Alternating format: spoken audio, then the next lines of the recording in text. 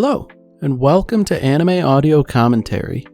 Today I'll be commenting on Episode 3 of Season 2 of My Dress Up Darling. If you'd like to watch along, then start watching now.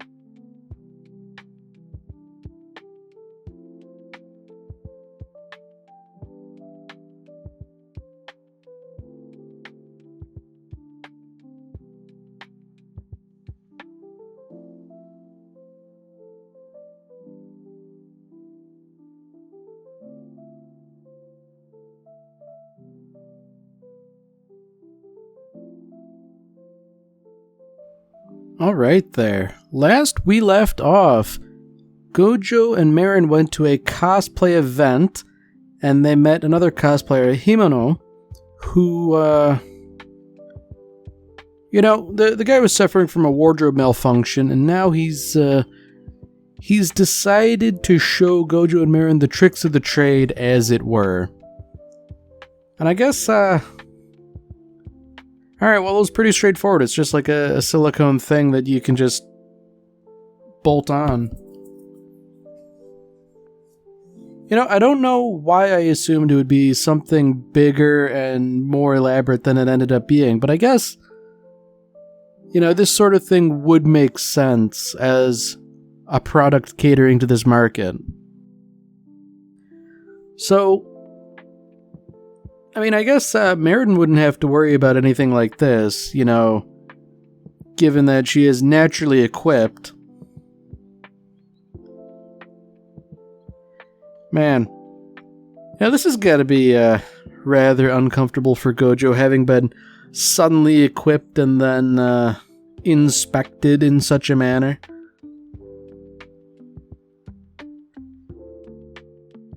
Now, other people are bringing it up, like, if they have this sort of thing, then there's probably all sorts of other stuff they have, and, like, I don't know, I guess, this brings up a whole bunch of other implications, because, like, that looks like, rather dark makeup, so I can't help but wonder, like, Marin's not going to be cosplaying Yoruichi from Bleach or anything, is she? Because, I recognize that the culture's not the same and all that, so that may very well be acceptable in Japan, but whoa, buddy, you wouldn't want to do that here in the US.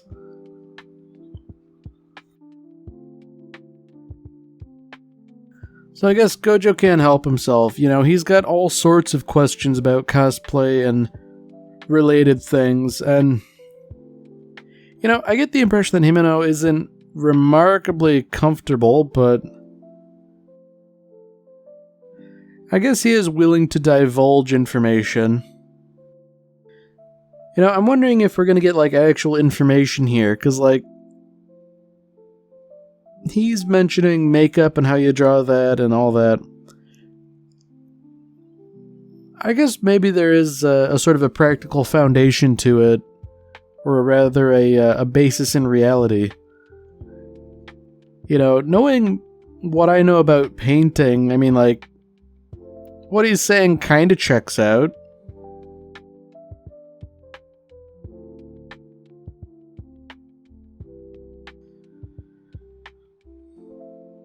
So I guess, in order to accurately cosplay this character, whose signature color is pink, I guess, he had to get a lot of pink makeup and all that stuff, and I guess this is one of those weird things where, like, in order to get the pink to properly stand out, you have to use, like, orange as a base. You know, there is, oh. Okay, so it's just concealer to hide, like, stubble. Okay, well, I guess this makes what I was saying about the glue last episode, more concerning, because, like, man, I reckon if you have anything but, like, light stubble, that would be really painful. But anyways, in regards to color theory, you know, sometimes the best way to get, like, pink to show up nice and vibrant on something is to paint it over, like, a yellow base or an orange base, rather than just a neutral white. Like, it lends a warm tone to it that makes it more saturated. So, you know, like, I recognize the concealer is for something else entirely, but I'm wondering if, you know, this might have been a factor here.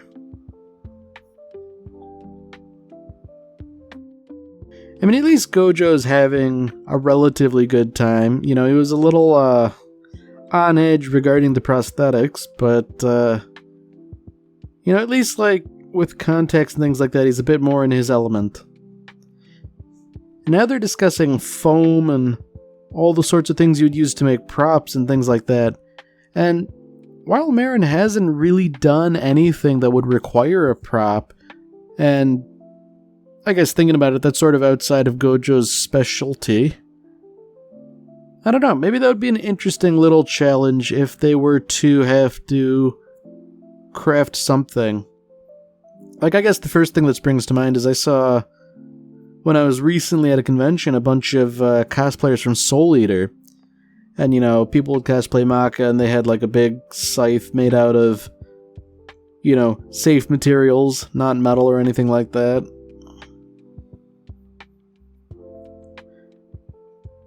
You know, I wonder if Marin would ever cosplay something that already exists, you know? Like, I can sort of see arguments both ways, 'cause on the one hand, there is something very charming about making something up that Marin's a fan of and having her cosplay that. And I don't know exactly how rights work, so, like, it might be kind of iffy to get the permission to use something that doesn't belong to you. But at the same time, it would be very cool. I would certainly appreciate it.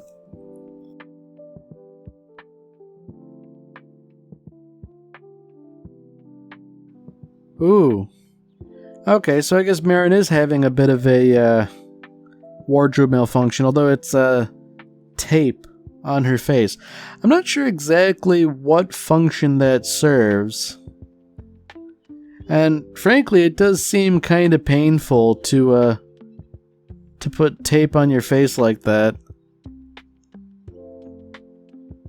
Although I guess, you know, Marin is now far more concerned about the other cosplayers, each of whom she seems to be aware of. You know, she doesn't necessarily know them personally, but she knows of them, I guess. Ooh, so here's the bombshell, I guess. You know, like, are you really sure you want to, take pictures? And, I guess the revelation is, that much more impressive to them. You know, thinking about it, that would be a rather big bombshell to drop, and, like, I get why you would want to disclose that up front lest you suffer a misunderstanding. But I feel like, the positive reaction is probably a pleasant surprise.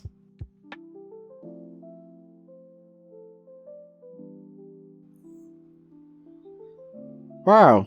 So, you know, even though she isn't involved in the picture taking, this whole thing is nice for Marin because, you know, it's like she's, you know, watching the anime, as it were. Like, I seem to recall this being a visual novel, but I guess there is something to that, you know, seeing cosplayers who are dedicated to maintaining a good costume and the personality of the character, you know, it's almost like seeing them brought to life. I suppose that would be true with particularly good cosplays.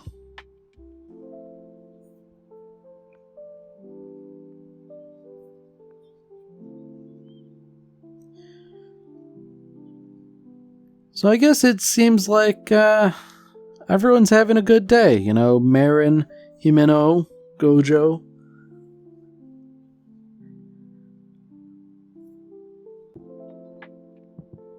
Now, I guess I'm sort of wondering, like, when's the other shoe gonna drop here? Because I feel like the slice of life is nice here, but we've had sort of like a running theme of like Gojo feeling kind of inadequate, so... Okay, well, I think I know where this is going. You know, you don't just sort of get into cosplay like Himeno would have without, I guess, pushback, for want of a better term. Because, like, while he seemed to get into it because of his sister...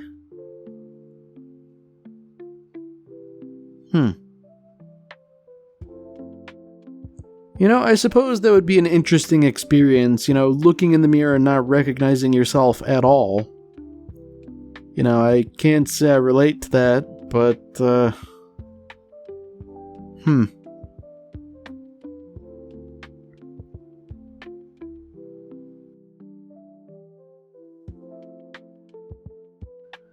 Alright, so that's an interesting little thing there we've learned. An interesting little tidbit that character makeup is different from normal makeup. And I guess that does make sense in a way. Like, it would probably have to be exaggerated or accentuated in certain ways.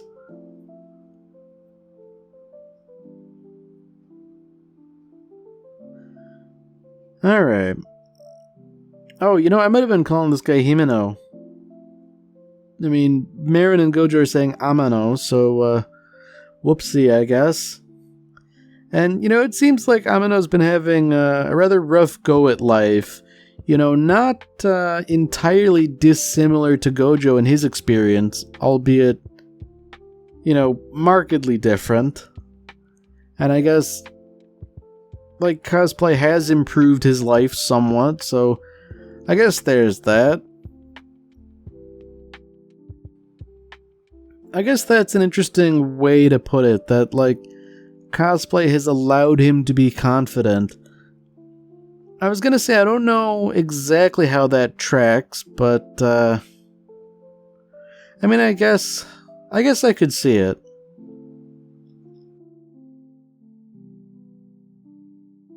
Oh, okay. So I guess this is the other shoe dropping, having to explain this. And, you know, I really don't think there is a good explanation for this sort of thing. And in a way, it is kind of mirroring Gojo and the sort of thing he's been through, albeit to a far greater degree.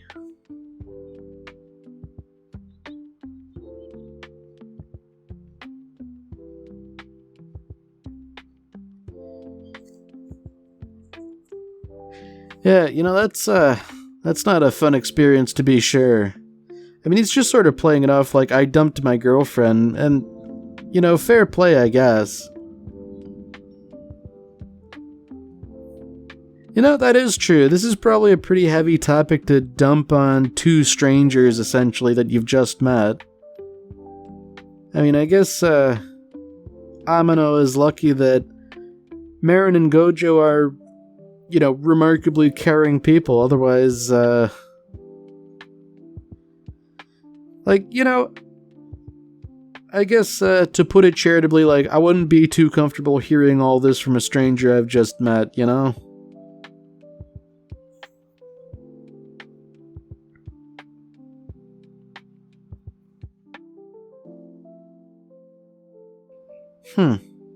So Marin's taking this real seriously, which I guess in a way I don't blame her, but I feel like the issue's slightly more complicated, because, like,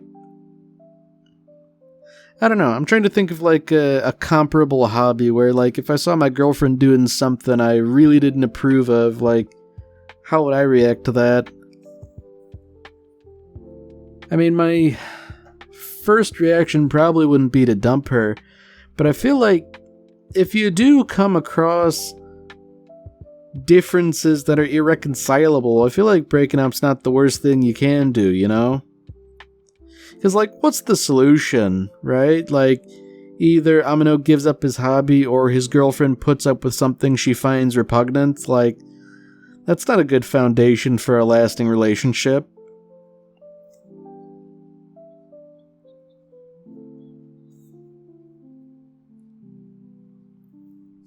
So the interesting thing, I think, is that we haven't really heard Gojo's input on the matter.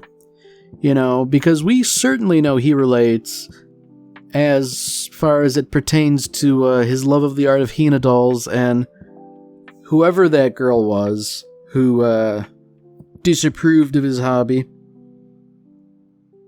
I guess it's kind of understandable that he would have a rather sharp reaction to this.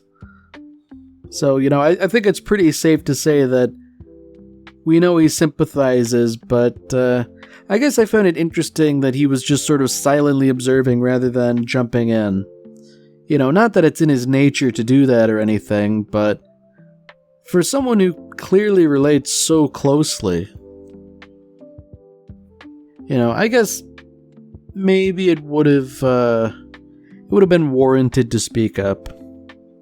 But, you know, despite all that, like, it really does seem like all's well that ends well.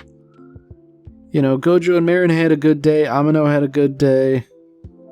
You know, even if the topic of conversation got a little heavy, you know, it seems like they're all, you know, if not like fast friends, certainly good acquaintances.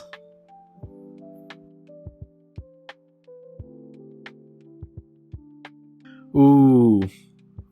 So that's something. You know, Marin saying he's handsome and all that, and like, I mean, Gojo's maybe not the type to be jealous or anything, but like, I mean, it's gotta rankle a little bit.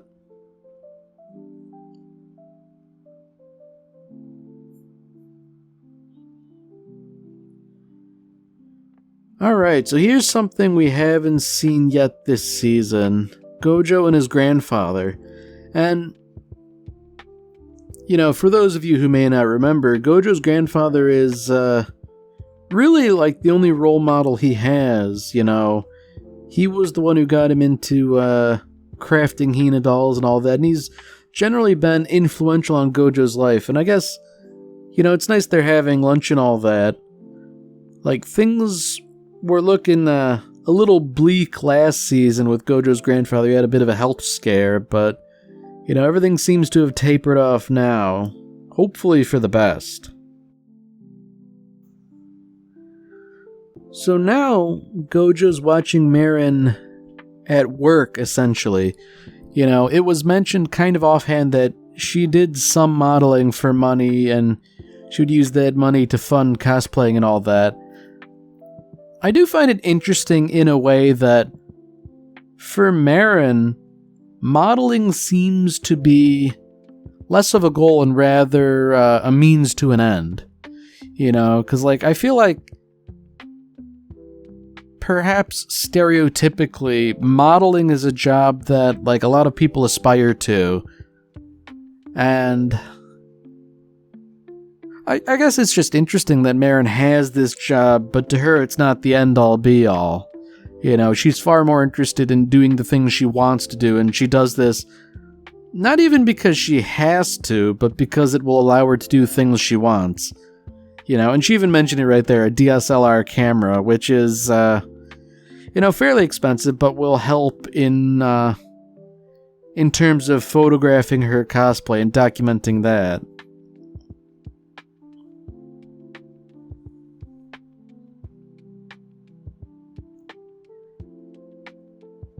So this is sort of interesting in that we, the audience, are seeing this for the first time, and really Gojo is too.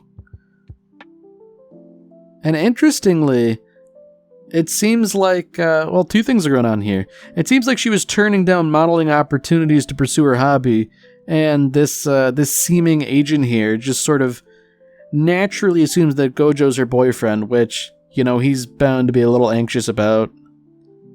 Oh, Gojo, buddy.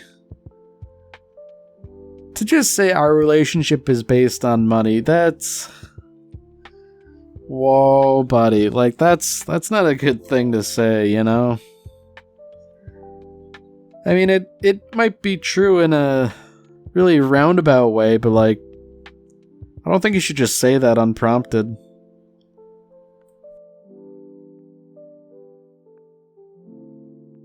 So interestingly, Marin has decided to dress up a bit more than usual. And the occasion is someone's birthday. Which, that's kind of interesting because I don't think anything's been mentioned about that before. And I can't imagine this is like a surprise party for Gojo, so I guess I'm wondering who the lucky recipient is.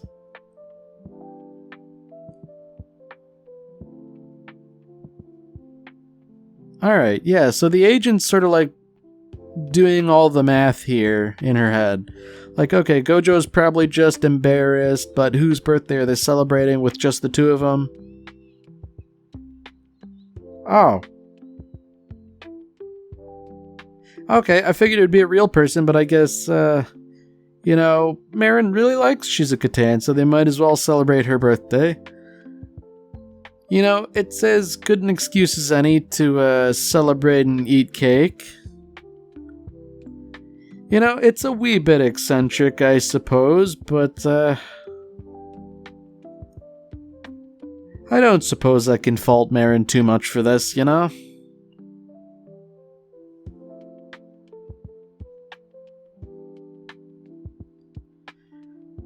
So, you know,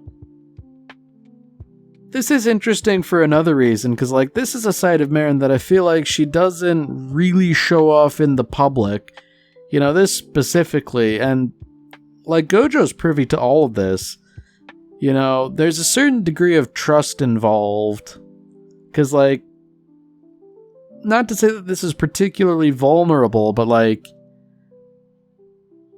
I don't know, like, Marin doesn't care too much about her reputation, but even so, this wouldn't be a good thing for everyone, everywhere to know about, you know?